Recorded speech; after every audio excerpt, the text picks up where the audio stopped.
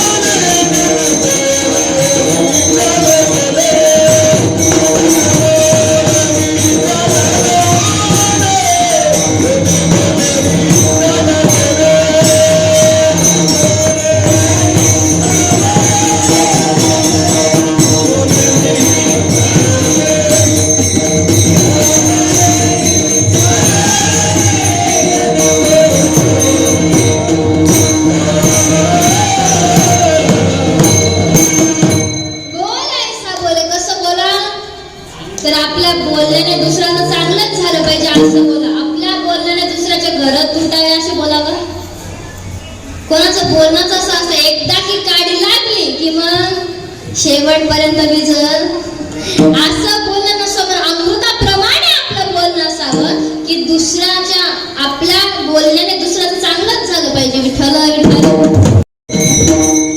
नवे नवे दुसरा रस बघितला बोलण्याचा रस. आणि तिसरा म्हणजे प्रेम रस आहे. महाराज प्रेम हे सुद्धा एक रस आहे. बरं पण कोणावर करावं. अरे पानी पीना है तो मटके से पियो, खाली ग्लास में क्या रखा है. अरे पानी पीना है तो मटके से पियो, खाली ग्लास में क्या रखा है. प्यार करना है ना, मैं उस परमात्मा से कोई दुनियादारी में क्या रखा है, दुनियादारी में क्या रखा है. बघा प्रेम करायचंय ना त्या भगवंतावर करा. मला कारण त्या भगवंतावर प्रेम केलं ना तो भगवंत अविनाशी आहे. कारण हे जे हाडा मासाचे बनलेला देह आहे ना, हा देह विनाशी आहे. महाराज एक ना एक दिवस नाश पावणार आहे. पण ते भगवंताचे एक नातं असं की ते अविनाशी कधीच ते आपल्याला नाश पावणार नाही. म्हणून प्रेम करत त्या भगवंतावर करा. महाराज नवे नवे भगवंताशी कोणतंही नातं जोडा तुम्ही, तो टिकवल्याशिवाय राहणार. कोणतंही नातं जोडा, आईचं नातं जोडा, वडिलांचं नातं जोडा, बहिणीचं. कृष्ण माझी माता, कृष्ण माझा बेटा, कृष्ण माझी माता, कृष्ण माझा बेटा. कृष्ण माझा बेटा.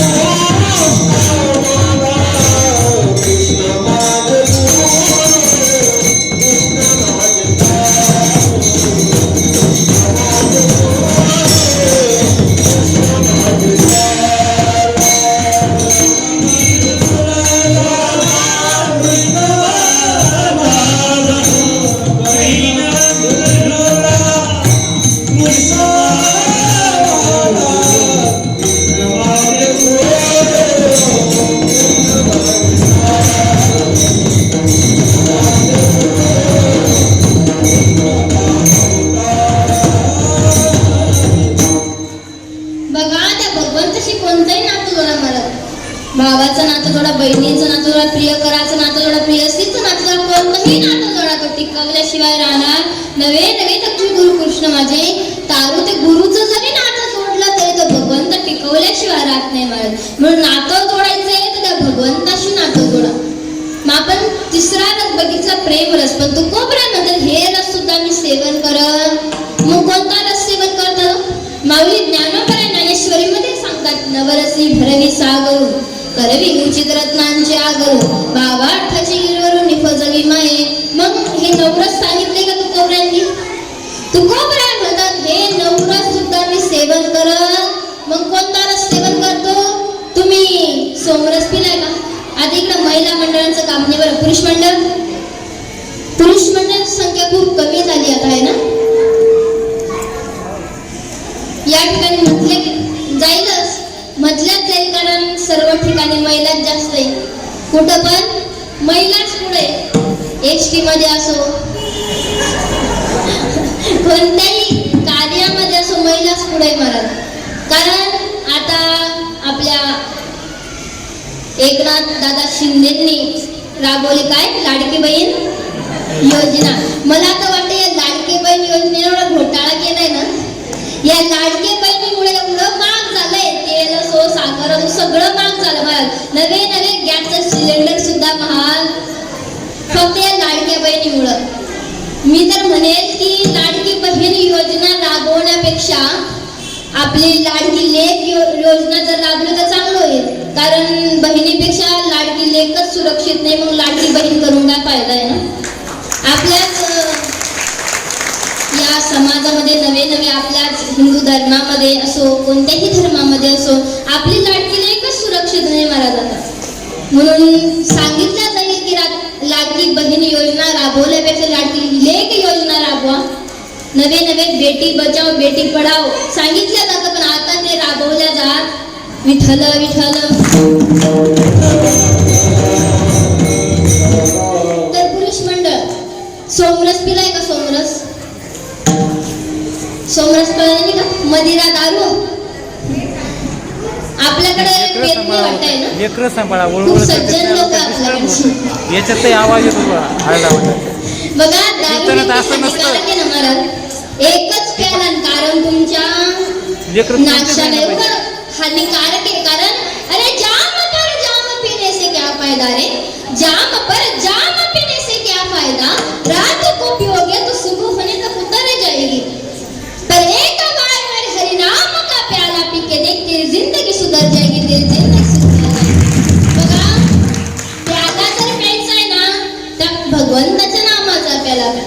कारण तो प्याला मीराजीने पेला तर त्याच प्यालेमध्ये तिला श्यामचा दीदार झाला. म्हणून प्याला जर प्यायचा आहे ना त्या भगवंताच्या नामाचा प्याला प्या. कारण दुसरा प्याला पिऊन फायदा. कोणतंही व्यसन करायला लागले आता. पेट्रोल व्यसन करण्याचं माध्यम आहे का? पेट्रोलचं सुद्धा व्यसन होत आहे आता. बघा व्यसनाच्या नादाला लागू व्यसनामुळे कित्येकांचे घर उद्ध्वस्त झाले महाराज. म्हणून व्यसन करून फायदा नाही. विठ्ठल विठ्ठल. मग तू कोबऱ्या म्हणतात हे कोणतेही रस मी सेवन करत. मग तू कोबऱ्या कोणता रस सेवन करतात? ब्रह्मरस घे काढा.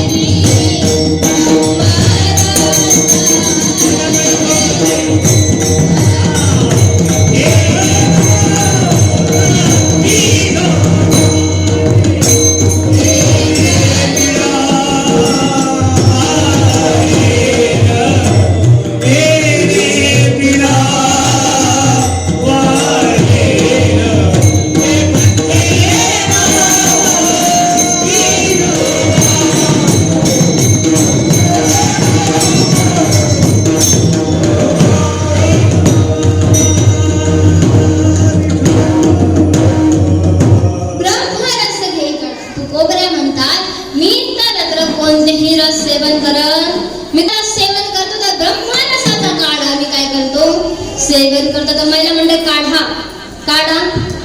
केव्हा देतो मुलांना? सर्दी खोकला ताप झाला की आपण मुलांना काढा का देतो? त्यांच्यात झालेले जे दोष आहे, नवे नवे जे खोकला सर्दी जे झाले ते दूर व्हावं म्हणून आपण त्यांना काढा देतो. मग तसंच तुकोबऱ्या नामाला काढा म्हटलेले महाराज. कारण एकदा की हे नाम आपल्या शरीरात गेलं तर कित्येक जन्माचे जरी दोष असले ना तरी तो निवृत्त केल्याशिवाय राहत नाही. म्हणून तुकोबऱ्यांनी या नामाला काढा म्हटलेलं आहे. बघा रा म्हटलं की आपल्या शरीरातील सर्व पाप बाहेर पडतात. मग तोंड मिटल्या जाते, ते पुन्हा आपल्या शरीरात येत नवे नवे ते भगवंताचं नाम असतंय महाराज. म्हणून तुकोबऱ्याच्या नामाला काढा म्हटलेलं आहे. मग किती सुंदर आहे होते भगवंताचं नाम, किती सुंदर आहे. नाम तुम्हारा तारनहार अब तेरा दर्शन होगा जिसकी रचना इतनी सुंदर हो कितना सुंदर होगा वो कितना सुंदर होगा.